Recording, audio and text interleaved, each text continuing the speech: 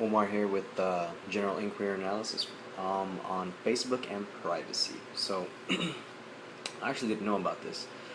In 2012, Facebook did a giant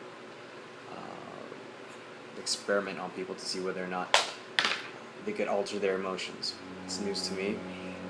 I don't remember that day, so I don't know if I was happy or sad, but um, my claim is that companies should not have a way to control our feelings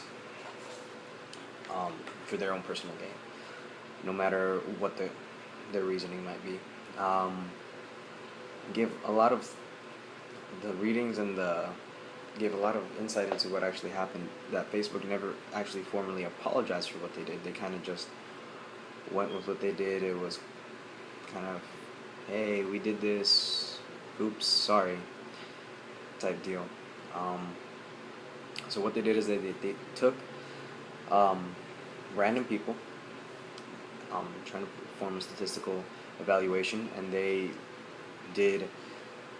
put more negative things on some people's feeds and they put positive things on other people's feeds to see if they could actually change their emotion and make people more depressed or make them happier. And it showed that those people who had more negative feeds on them reacted negatively. They posted less on their Facebook page, or they when they did post, they posted something that was negative. Whereas those who had positive things posted on their feed were happier. One of their quotes that they use is that they were trying to control people's emotions, see if they could alter people's emotions just to study it. What reason that they would need to study that or need to know that, I have no idea. But that's what they wanted to do. I believe this is ethically wrong to try to control people's emotions, because by doing so you could lead to different circumstances. You don't know that person's emotional or mental state at that point. They could be right on the brink of doing something pretty horrendous, and you decide to apply your experiment to people you don't know without their knowing. When people conduct studies, at least they know that they're part of a study. Now, they don't know what the point of the study is, or what the variables are, what's being monitored, what's not being monitored, but they at least know they're part of a study and they volunteer for it. If you're doing an observational study, that's fine. You're observing whether or not people are, certain circumstances that people are put in life, if that is how they react naturally as something goes by.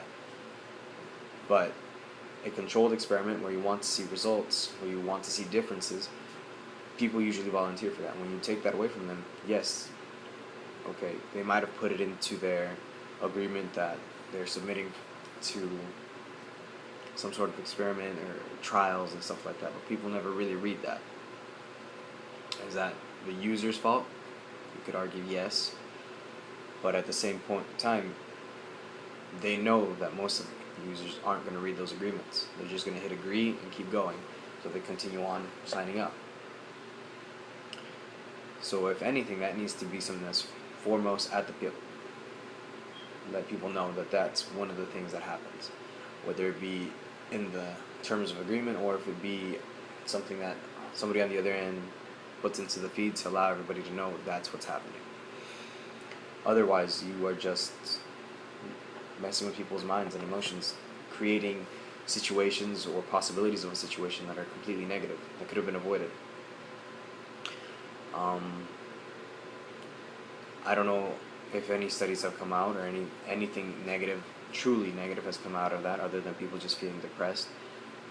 But you increase the likelihood by doing things like this.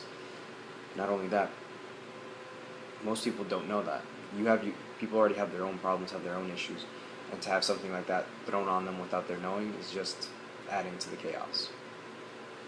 At least that's my point of view on how those things that happen. That's all I got for today.